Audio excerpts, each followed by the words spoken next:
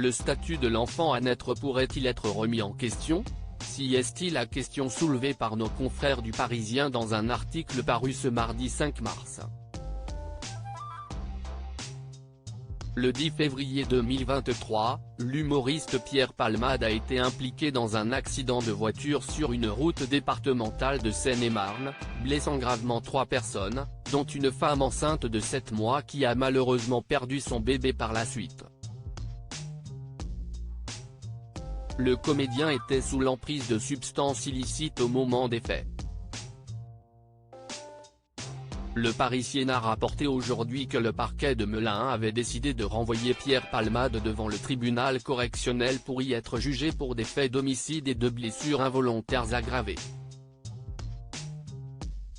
Selon les informations relayées par nos confrères, le procès du comédien devrait se tenir avant la fin de l'année 2024. Il est important de rappeler qu'une expertise médicale a conclu à la mort in utero du bébé, ce qui théoriquement le privait du statut de victime. Cependant, cette expertise a également établi que l'enfant était viable au moment de l'accident, qu'il existait un lien de causalité entre l'accident subi par la mère et le décès de l'enfant, et qu'il serait donc né en bonne santé sans l'intervention de Pierre Palmade. Par conséquent, le parquet a demandé au tribunal de définir son statut pénal.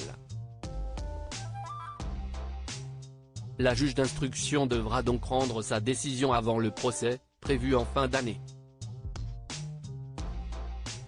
Une jurisprudence floue et un Pierre Palmade acculé à ce jour, la jurisprudence concernant la mort in utero d'un bébé est sujette à interprétation. En effet, dans une affaire survenue il y a quelques années, un homme avait été reconnu coupable d'homicide involontaire après avoir renversé une femme enceinte, entraînant la perte de son bébé. De plus, le parquet, dans son réquisitoire relayé par Le Parisien, a souligné que les poursuites exercées du chef d'homicide involontaire sur le fœtus lui-même ont été au cœur de profondes divergences en jurisprudence, comme en doctrine. Pierre Palmade, de son côté, n'a pas réagi à la décision du parquet de Melun. Il est toutefois important de rappeler que, après son accident, il avait avoué à la juge d'instruction qu'il se sentait responsable de la mort d'un bébé, qu'il soit à naître ou déjà né.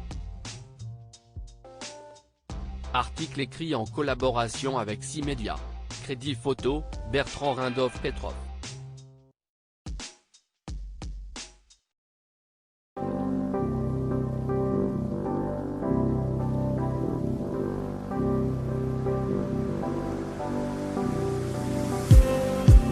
Just need